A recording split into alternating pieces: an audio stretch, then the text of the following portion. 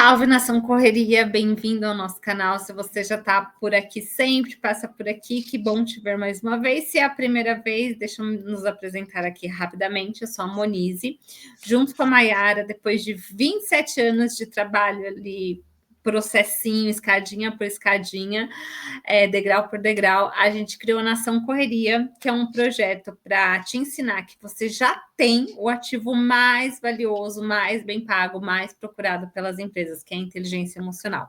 Para mostrar que você já tem, só falta pequenas lapidações para você usar a sua inteligência artificial, Viu? a sua inteligência emocional. A gente fala tanto de inteligência artificial na vida que a gente está até misturando os termos, mas aqui é inteligência emocional. Para mostrar que você já tem. E a gente faz esse canal, pode conversar com qualquer pessoa que queira aprimorar a sua inteligência emocional, mas a gente faz um recorte específico e bem grande, que é pessoas que se formaram em escola pública já estão um passo à frente nessa trilha aí da inteligência emocional. Tanto eu como a Mayara, a gente estudou o ensino de base ali em escola pública, e a gente entende que quem viveu aquele ambiente de escassez, de competitividade, de desorganização, já consegue modular, pegar aquelas emoções ali, aquela formação vivida e aplicar no mercado de trabalho. Então, a gente aqui no YouTube fala muito através de react, de diversos momentos, pessoas, situações. A gente discursa um pouquinho sobre a inteligência emocional no dia a dia. E no nosso curso oficial, no Expert em Convivência, que a gente vai deixar o link aqui nos comentários, a gente te mostra com uma metodologia onde você não aprende do zero, você aprende a partir do que você já viveu, a moldar as suas emoções e conseguir um emprego e uma vida mais digna. Sim, e é muito mais fácil, né, quando você molda aquilo que você já viveu, porque são exemplos reais, exemplo daquilo que você já passou, tá muito vivo aí dentro de você, em algum lugar dentro de você tem uma memória daquilo que você viveu, e como que você pode fazer disso um grande bônus, né, vamos dizer assim, se fosse um jogo do Mario, não sei nem se é da época de vocês. Idades sendo reveladas. Seria o grande cogumelo do Mario. Então, bora lá pro vídeo de hoje. Vocês já pararam para pensar que a grande oportunidade da vida de vocês poder... Não sei se vocês são da turma de vídeo acelerado, mas nós somos. Então, o vídeo está aqui com 1.5. Se você achar ruim, comenta aqui nos comentários. Não, prefiro o vídeo na velocidade normal, que no próximo a gente mantém na velocidade normal. estar exatamente no momento mais difícil dela. Eu vou contar um pouquinho da minha história para vocês e vou mostrar como o nosso pensamento e a forma de encarar a vida tem o poder de mudar tudo à nossa volta. Há quase 3 anos, no dia 27 de dezembro de 2014, eu estava indo fazer uma viagem de carro com meu namorado, nossa primeira viagem juntos, de Réveillon. E a gente decidiu sair bem cedinho, por volta das 5h30 da manhã, para não pegar trânsito. E assim foi feito. Eu desci com 2 bolsas e eu resolvi colocar uma no porta-malas, porque o carro já estava muito cheio. E aí, no momento que eu estava colocando isso no porta-malas, uma moça estava voltando da balada e ela tinha bebido alguns drinks. E aí ela perdeu o controle do carro dela e acabou me prensando contra o carro do meu namorado. Nesse momento eu caí, esperei por ajuda, para o hospital. E aí eu tive que passar por uma cirurgia de 14 horas de duração. Antes de eu entrar na cirurgia, eu cheguei pra médica. Eu não vou muito não, né? Porque eu não despedi de ninguém ainda. E ela me falou, não, fica tranquila.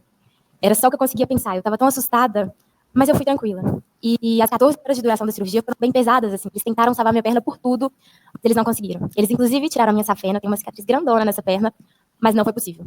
Então, eles tiveram que amputar. E a partir de agora, o que eu vou contar pra vocês é como minha vida mudou totalmente a partir daquele dia. E como eu me tornei alguém que ama desafios, alguém que aproveita a vida ao máximo e, mais importante, alguém que encontrou um verdadeiro propósito de vida naquele dia. Meus pais chegaram para me dar a notícia da amputação, 6 horas da manhã, e a minha reação, assim, de cara, foi falar, tá bom, graças a Deus que eu tô viva, né? Era só o que eu conseguia pensar, era agradecer e agradecer. Eu senti um alívio tão grande de não ter perdido a minha vida naquele dia, que eu não me vi no direito de reclamar por ter perdido uma perna. Eu tinha várias incertezas, assim, eu não sabia como ia ser. Eu não conhecia nenhum amputado, eu não sabia como era uma prótese, se ela era cinza, se ela era bege, a minha hoje é brilhante, né? Mas eu não sabia. E eu não sabia se eu ia ficar bem, como que ia ser tudo. Mas eu resolvi não sofrer por antecipação. Eu falei assim, vamos encarar cada dia de uma vez, vamos ver como é que eu tô. Agora eu só consigo agradecer. Acho que essa é a mensagem principal desse vídeo e da vida, assim. A gente sofre muito por ansiedade, né? Sempre. O brasileiro é o país mais, dado da Organização Mundial da Saúde, o Brasil é o país mais ansioso do mundo. E ansiedade, a gente tem essa necessidade de antever o que vai acontecer, né? De sofrer pelo que vem por aí. E quando você tem um problema muito grave, que eu acho, assim, na minha humilde e modesta opinião, são os problemas de saúde que te verdadeiramente incapacitam, que mudam totalmente a sua vida. Aí em algum vídeo eu comentei uma opinião do Thiago Leifert sobre isso também. E aí, quando você tem um problema que amputa a sua perna, que é algo que realmente vai mudar a sua vida, aí você deixa de ser ansioso e começa a pensar naquele problema real, tangível, verdadeiro, que você tem para resolver, né? Exatamente, e é muito louco, né, quando a gente fala dos problemas, a gente tem muito problema na cabeça, a gente tem muito problema. A gente sofre muito por coisa que jamais vai acontecer. Coisa que não aconteceu e não vai acontecer no futuro. A gente cria na nossa cabeça possibilidades do tipo, ai, eu não fiz e não entreguei tal coisa, minha chefe vai brigar comigo porque eu deixei de nananana. E, gente, às vezes, é óbvio, se você tem compromisso, tem que fazer, faça, né? Obviamente que se a pessoa também brigar contigo, tem toda a razão. Sim. Mas você cria possibilidades do tipo, e aí eu vou ser demitido, eu vou tomar uma advertência, eu vou tomar uma suspensão, isso você não vai nada, velho, você vai calma, sabe? A maioria dos sofrimentos que tem na nossa cabeça só vão ficar na nossa cabeça, servem para deixar a gente louco. E aí, o que eu tava falando, e eu também, enquanto profissional ali, né, graduada no desenvolvimento humano, eu posso garantir para você, é o mesmo trabalho que você ter de pensar coisas negativas, de pensar em sofrimentos, é o trabalho que você vai ter de pensar ao contrário. Coisas positivas, é o mesmo trabalho, você não vai desprender de mais ou menos energia, não é nada disso. É exatamente o mesmo trabalho. Então, quando você estiver nessa viagem dentro da sua cabeça do tipo: "Ó céus, tá tudo errado", vamos tentar ser um pouquinho poliana. Poliana é uma novela muito antiga que a Manise gosta muito dela. Começou com um livro. Começou com livro, sim. Começou com livro, uma novela, que é uma pessoa que via a parte boa de tudo na vida. E ela tinha uma vida mais leve do que as outras. Então, você não vai perder nada se você tentar ser poliana um pouquinho. Muito pelo contrário, você tem muito a ganhar. Boa. Não vamos pensar no amanhã. E foi assim que tudo aconteceu. Mesmo no meio de tantas incertezas, eu ainda tinha várias certezas. Cada dia mais, à medida que eu ia ficando no hospital, eu pensava e falava, gente, isso não é nada perto da minha vida. O que é perder uma perna? Sendo que eu tô aqui, que eu tenho todo mundo que eu amo, eu podia ter ido embora sem ter despedido de ninguém. E isso me deu muita força na minha recuperação. A minha recuperação não foi fácil. Eu achei que eu ia chegar lá, ia colocar prótese, sair andando, e eu tomei um susto. Porque fora as dores que eu já sentia, dor fantasma, era muito difícil equilibrar com a prótese, era muito difícil andar com a prótese, doía muito. Mas eu queria muito andar. Então eu chegava em casa doida para tirar a prótese e eu não tirava. Eu ficava com ela o dia inteiro. E assim, rapidinho, eu voltei a andar. Eu fui aos poucos voltando a fazer tudo que eu já fazia. Foi muito legal, porque aos meus 20 anos eu pude reaprender a fazer coisas que eu jamais tinha pensado sobre elas. Como, por exemplo, andar. Eu nunca tinha parado para pensar que o nosso braço acompanha a nossa perna, ou que quando a gente vai subir uma rampa... Tem um vídeo aqui que a gente fez do Rubem Alves, que ele fala, né, da importância das pequenas felicidades, tipo você fazer xixi quando você tá muito apertado, que alegria, que satisfação máxima que é isso, né? E acho que esse vídeo também é isso, né? A gente nem pensa o quão rico a gente é ao ter saúde, a estar ali com uma, né, o caminhar, o ser livre, o aproveitar a vida, a gente fica criando tantos monstros, tantos problemas, e cara, você tem uma vida rica de possibilidades, né? Você pode curtir, se tem saúde, você pode curtir, você pode viver. Eu acho que a mensagem desse vídeo é isso, né? Ocupar a sua mente com o problema da vez e entender se aquilo é um problema mesmo. Exatamente. O nosso tronco tem que acompanhar o nosso corpo. E foi muito especial para mim isso, foi muito valioso. Eu falava, eu agradeço muito por estar vendo como essas coisas são incríveis e por estar dando tanto valor a coisas que até meus 20 anos eu achava tão pequenas, né? E aí eu voltei a fazer tudo que eu já fazia e comecei a fazer coisas que eu nunca tinha feito antes, como dançar, surfar, andar de skate. Cada dia eu inventando uma coisa nova. Eu me comprometi comigo mesma. Eu não vou deixar a bola cair. Eu vou ficar firme. Eu quero surpreender a mim mesma e a todo mundo que está à minha volta. E eu acho que isso foi possível, mas tudo isso foi possível graças a 4 lições que eu levei comigo todos os dias e que tiveram, assim, um papel fundamental nisso tudo. A minha primeira lição foi: não supervalorize o que não é essencial para você. E isso cabe várias interpretações, né? Assim, mas 2 eu acho bem importantes. O primeiro tema que eu quero falar é sobre problemas. Todo mundo tem problema. Todo mundo está passando por um problema agora, ou tem problemas enormes dentro de casa. Só que a gente não precisa dar um peso muito grande para eles. A gente pode simplesmente escolher como é que a gente quer encarar esses problemas. Eles não precisam ter um peso enorme. Você não precisa perder o seu dia inteiro estressado, bravo por causa desse problema. Deixa ele ter um peso menor. Isso é tão difícil, mas é tão necessário, né? Tão Como necessário, é é real, quando né? você está com um problema, você minimizar ele, você dá ele uma proporção menor, né? Porque parece que aquele problema, no momento, é o grande problema da sua vida, né? Mas tentar, de alguma forma, achar um peso menor. Uma técnica que eu gosto, falei até no vídeo sobre impostora, é pensar... Daqui a 5 anos, o que vai representar esse problema? Claro que tem coisas que daqui a 5 anos, se você não resolver ali e tal, de uma maneira eficiente, será um problema ainda maior. Mas muitas coisas, não vão significar nada daqui a 5 anos. Quantas preocupações eu já tive com o trabalho mesmo, nossa, aquela estratégia, nossa, aquela reunião com o cliente, passaram-se 5 anos, eu nem lembro, não aconteceu nada. Então, tenta aplicar essa técnica, o que esse problema vai, tanto ele bem resolvido como ele mal resolvido, o que ele vai representar daqui a 5 anos. Isso ajuda a dar proporção melhor aos problemas. Exatamente. Se você é uma pessoa não tão otimista, assim, tipo, 5 anos é muita coisa, não sei o que vai acontecer na minha vida daqui a 5 anos, coloca um período de 1 ano, gente. Às vezes é uma coisinha pequena no trabalho que se tornou uma coisa muito grande. Por exemplo, nossa, quando eu recebi o e-mail de reclamação do meu chefe com cópia para vários outros chefes, para vários outros líderes, nossa senhora, para mim aquilo foi o problema da vez, mas de fato era o problema da vez, era real, era daquela vez.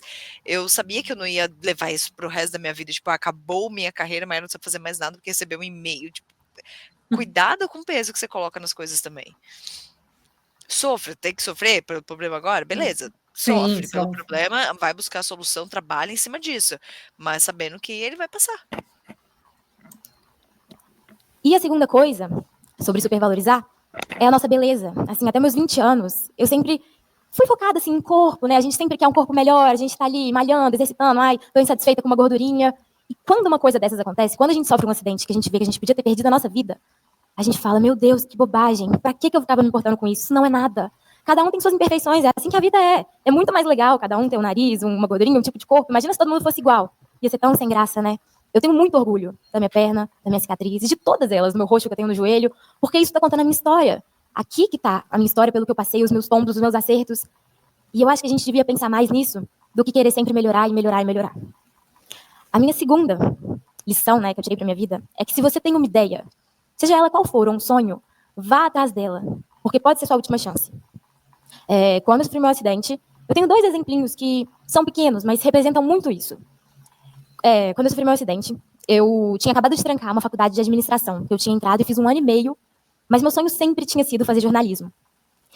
Mas eu não quis fazer jornalismo, porque era muito difícil, dar certo, era uma profissão complicada, e eu fui tentando, e não dei certo em administração, eu estava fazendo cursinho, e aí 2 dias depois do meu acidente, eu falei, meu Deus, eu tenho que fazer jornalismo rápido, é o meu sonho, é o que eu amo. Eu ia ter morrido com 20 anos sem fazer o que eu amo, eu ia gastar dias da minha vida sem fazer o que eu amo, preocupada com o retorno que isso ia me dar. Qual o sentido disso? Ia voltar para a próxima vida só para cumprir, para aprender a fazer as coisas. E nesse vídeo, casa com o vídeo que a gente fez também aqui do Bernardinho, técnico de vôlei, falando da importância de você, que geralmente as pessoas têm 2 grandes dificuldades, 2 grandes defeitos, que é a falta de disciplina e a resiliência. Então, aqui no sonho é isso, né? Jornalismo, e também o problema que ela tinha arrumado antes, né? Jornalismo é uma área difícil. Você nem tinha feito. Você está se apoiando na experiência dos outros. Jornalismo é uma área difícil. Vai lá, faz e prova por você. Olha aqui, ela certamente está fazendo um TED Talks depois da faculdade de jornalismo e teve cavando uma baita oportunidade para ela. Então, assim, não se baseie muito, claro, a experiência de outras pessoas sempre são válidas, mas se é um sonho, se é algo muito importante para você, cara, vai lá e faz a faculdade, vai lá, você descobre um novo mercado, cria um novo mercado. Sabe? E não pega uma verdade absoluta, por exemplo, o jornalismo é difícil para mim, beleza, quantos jornalistas você conhece? 10. Pois é. Gente, eu tô falando se de você milhões. quiser apresentar o Jornal Nacional, provavelmente vai ser difícil. Faz tempo que o Bonner não sai de lá. Mas tem muitas outras opções, né? Tem ao escolher um sonho, entenda que dentro do seu sonho tem uma amplitude de possibilidades muito grande. Né? Uhum. Eu quero ser feliz. E era algo que eu tinha muito certo. E o segundo exemplinho É uma coisa muito curiosa, assim. Mas a primeira coisa que eu queria fazer, depois do meu acidente, era fazer uma tatuagem. E ninguém estava entendendo. Como assim tem tanta coisa para ela fazer? Por que ela quer fazer uma tatuagem? Mas, logo antes do meu acidente, eu queria fazer uma tatuagem. E eu falei, não vou fazer, tô muito nova, vou arrepender com certeza mais pra frente. E aí eu falei, meu Deus, olha o tanto de coisa que eu ia deixar de fazer por uma bobagem, por medo de arrepender. Então eu fui, com as 2 muletas, ainda sem prótese, no estúdio de tatuagem, e fiz 3 de uma vez. Agora eu já tô com 10, né, e não sei quando eu vou parar. Mas esse pequeno gesto, assim, isso pra mim representou muito, porque representou uma liberdade. Eu tava aprisionada nas coisas que eu tinha medo de fazer por medo de arrepender. E quando eu vi que a vida é tão frágil, eu falei, eu não posso fazer isso. Vamos aproveitar. A minha terceira lição, e que é super importante pra mim, é sobre medo. O medo tá sempre aqui. Cada um tem seus medos. Medo é uma coisa totalmente individual. Tem gente que tem medo de perder alguém, tem gente que tem medo de algum animal. E eu, depois do meu acidente, eu desenvolvi um medo muito grande. Um de carro, eu fiquei com medo, sem noção espacial, mas o maior foi de avião. E era um pânico, assim, é difícil explicar pra quem talvez nunca sofreu disso. Mas minha mão suava, eu passava mal, eu chorava, era muito difícil pra mim. E aí, meu primeiro trabalho fora de Belo Horizonte, eles me convidaram para um desfile em São Paulo. E ao mesmo tempo que eu fiquei muito feliz, meu Deus, meu desfile, como é que vai ser isso tudo? Eu falei, eu acho que eu não vou. Eu vou inventar uma desculpa, vou falar que eu tô doente, porque eu tô com muito medo, eu tô pressentindo algo ruim, eu acho que não vai dar certo. E eu fiquei uma semana pensando no que fazer. E aí eu decidi ir. E foi muito importante isso pra mim, porque eu ter ido foi o pontapé, foi o que me libertou, foi o que tornou possível a minha vida ser assim hoje. Eu viajo semanalmente, eu viajo às vezes, várias vezes por semana, eu faço voos internacionais sozinha. E isso talvez não teria sido possível, nada disso teria acontecido se eu tivesse deixado o medo me vencer aquele dia. Eu falo que talvez o medo fique comigo pro resto da minha vida. Mas o que eu sempre vou poder escolher é como eu enfrento o meu medo, como eu encaro o meu medo. Tem uma frase que eu levo sempre comigo, que é: corajoso não é aquele que não tem medo, é aquele que tem medo e que mesmo assim vai lá e faz. E isso em todos os aspectos da nossa vida. Medo de arriscar, medo da mudança. Bom, isso aqui que ela fala é real, muito real, né? Você sempre vai ter medo de uma porção de coisas. A questão é você se travar diante do medo ou você conseguir além. Mas falando assim, né? Parece um discurso bonito, mas mais uma vez, a importância da inteligência emocional. Porque se você não entender quais são as emoções que te paralisam, é uma questão de insegurança, ou é uma questão de timidez, que são coisas diferentes. Se você não souber qual é a emoção, qual é a habilidade que está te travando, você não consegue superá-la. Você só fica ali naquele medo, sabe que você não consegue ir adiante. Então, mais uma vez, a importância de saber, de entender as emoções, quais que estão com você e quais que te impedem. Porque só ouvir assim parece um discurso bonito, mas na prática, quando você está vivendo o seu medo, é muito difícil agir além do medo. Medo de mudar de trabalho, de casa. Cega, né? Ele vai Totalmente. te deixar... você não vai saber por onde começar, você não vai querer... Você fica quase doido, porque você começa a criar, você não consegue enxergar o que é, você não consegue se mover, e pior ainda quando você enxerga e não sabe por onde começar, porque aí quem inventou que a ignorância é uma dádiva realmente estava coberto de razão. Porque uma coisa é você não saber e você não se culpa, né? Não, eu não sei, eu tô com medo, mas eu não sei do que, então eu não sei o que fazer. Agora, quando você sabe do que e não faz nada, aí vem um medo com culpa, né? Porque aí vem uma autocobrança muito grande em cima de ti. E você vai ter que olhar pra ele, não vai ter outro jeito. A não ser que seja um medo tonto. Por exemplo, tem uma tia minha, tia Paula, e eu vi um vídeo da Jujutsu, não sei o nome dela. Sei. A gente não sabe o nome dela, gente. Mas enfim, você deve saber quem é. E ela falou sobre medos. E recentemente eu tava cheia de medo, né, gente? Eu vou parir uma criança, eu nunca fiz isso antes, como é que faz, né? Eu tava cheia de medo. E acho que ainda tô um pouco, mas tudo bem. Então, o que eu posso fazer? Eu posso estudar para ver como é que vai acontecer, o que eu faço com isso. A questão do medo bobo, que não tem muito o que fazer, por exemplo, a minha tia Paula, que tem o mesmo medo que a mocinha que o vídeo que a Juju falou ali. Minha tia Paula tem medo de urso polar. Ela mora no Brasil. Não medo idiota. Qual a chance dela? Totalmente infundado. Ela tava com tempo, gente, não é possível. Aí realmente tem que fazer. Jamais, assim, na face da vida, vá para algum lugar que tem urso polar, porque você morre de medo. Mas enquanto você mora no Brasil, eu queria te dizer que você não precisa ter esse medo, você tá salva, sabe? Então tem medos idiotas e medos reais que você vai ter que olhar e trabalhar. Asa. Isso me leva à minha última lição, e que para mim é mais importante, talvez resuma tudo, que é sobre mudança. Mudanças acontecem a todo momento. A hora tá passando, tem alguém mexendo, a mão, a cabeça. E tem mudanças de todos os jeitos, mudanças grandes, pequenas, boas, ruins, algumas que a gente escolhe e outras que não. O que a gente sempre vai poder escolher é como a gente age depois dessas mudanças.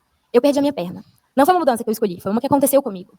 Mas naquele momento eu estava lidando com um fato. Nada do que eu fizesse ia trazer minha perna de volta. Nada. Eu tinha perdido. Eu podia ficar triste, perguntar por que comigo, bem naquela hora, eu indo viajar. Ou eu podia falar, bora, ver o que tá me esperando. Ver como é essa vida, esse mundo que eu não sei como vai ser. Isso é muito legal. Isso muda tudo. Eu tenho certeza que se eu não tivesse enfrentado a minha mudança com otimismo, eu não estaria aqui hoje. Talvez minha vida estaria totalmente diferente do que ela está hoje. Depois dessas 4 lições, começou a pesar muito para mim, assim. Eu quero ficar perto da minha família, dos meus amigos em casa. Eu valorizo tanto eles. Nossa, eu vejo como a nossa vida é valiosa. Eu quero aproveitar cada segundinho. Mas, ao mesmo tempo, eu tô viajando mais do que o normal. Eu tô ficando conhecidos do que com as pessoas que eu amo. E por que eu tô fazendo isso tudo? Pra quê? E o que me motivou e me motiva até hoje é saber que eu posso ajudar pessoas. Eu posso ajudar tanto pessoas que estão na mesma situação que eu, ou pessoas que não estão. Ou pessoas que só estão precisando, talvez, de um estímulo para viverem com liberdade, para se aceitarem. É isso que me motiva todos os dias. Eu tenho tantos planos, eu tenho tantas coisas que eu quero fazer ainda. Porque quando eu sofri meu acidente, eu falei, eu não sei por que isso aconteceu. Cada pessoa me falava uma coisa, eu não sei. Mas eu quero levar isso como uma missão. Eu quero pegar esse fato ruim, que várias pessoas consideravam, esse acidente, uma coisa ruim que tinha acontecido comigo, e quero tornar a missão da minha vida. Eu quero fazer disso um verdadeiro propósito. E é para isso que eu tô aqui. E vocês? O que vocês estão fazendo dos momentos difíceis da vida de vocês? Eu acho que é isso, mas quando ela fala de mudança, a gente tem uma trilha no Expert em Convivência aqui, 100% ministrada pela senhora Mayara Santos, porque não tem ninguém, quer dizer, tem muitas pessoas, mas assim, aqui fale com tanta propriedade de mudança que ela mesma seguiu na vida, de mudanças que aconteceram no caminho. E se tem uma certeza absoluta da vida é que ela vai mudar. Ela muda porque você, por conta da sua idade, o seu corpo responde diferente, a sua mentalidade. Ela muda porque situações econômicas mudaram. Você tem uma certeza absoluta que a mudança há de acontecer na sua vida e você vai precisar lidar com ela. Exatamente. Se você for sofrer com isso, eu queria te dizer, se tranque no seu quarto agora e não saia nunca mais, porque não tem como prever, não tem como evitar. Evitar mudanças. O esforço que você vai fazer para evitar uma mudança é muito mais sofrido e maior do que você aprender a lidar com a mudança. Exatamente, mas isso daí depois eu falo sobre mudança. Mas daí você vai ter que acessar aqui, ó, o nosso link e adentrar essa trilha que tá bem legal. Exatamente. E esse vídeo fala sobre isso, né? Sobre essa superação do medo. E só que ela só é possível se você tiver essa clareza das suas emoções, de quais são as suas emoções relacionadas ao seu medo. Senão, vai ser só um discurso bonito que você assiste um TEDx ou qualquer vídeo na internet, mas não consegue aplicar na sua vida prática. Exatamente, e aí é por isso que você precisa da tal da inteligência emocional. Inteligência emocional é você saber lidar e reconhecer com as coisas. Cara, tem uma coisa muito engraçada acontecendo, por exemplo, que a inteligência emocional que eu preciso colocar em prática aqui. Todas as vezes que a gente inventa de gravar, todas as vezes, sem exceção, acontece alguma coisa. Agora não sei se tá dando pra ouvir. Em obras, agora tá dando pra ouvir. Meu vizinho resolveu entrar em obra. É óbvio, assim, a gente não tem um dia específico, né? A gente tenta colocar sempre no mesmo dia, mas se der para gravar ou em outros, enfim, a gente vai. Mas o que eu posso fazer? Então, paramos todo o projeto aqui com o YouTube, ou eu alugo um espaço, o que tem que ser feito, né? Mas o que eu preciso fazer para que isso daqui para que esse compromisso seja realmente cumprido, para que isso aqui seja feito? E envolve muita inteligência emocional. Eu poderia ir lá e falar, vizinho, seu maluco, para com essa merda, tipo, tô gravando, você sabe que eu trabalho de casa. Mas são formas e formas de lidar e ter inteligência emocional e saber o que você consegue fazer de melhor para equilibrar esses pratos aí e cumprir com aquilo que você se comprometeu a fazer. E é isso, meu povo, você já contribuiu, você já fez a sua parte, porque aqui ninguém fez nada de... Mentira, a gente faz, isso aqui é gratuito para você. Mas tem uma troca, né? Se você quiser dar o seu like aqui para o YouTube, entender que esse vídeo é relevante e mostrar para mais pessoas, é super bem-vindo o seu joinha, e se você quiser se inscrever e colocar aqui embaixo também quais são os seus medos pra gente falar sobre isso. Recentemente, quando a gente fica grávida, a gente fica meio louca, né? Tem uma questão de hormônios, tudo, uma questão fisiológica até. Eu demorei pra ficar louca, fiquei louca no terceiro trimestre, normalmente as pessoas ficam logo de início, né? Eu tô super no lucro.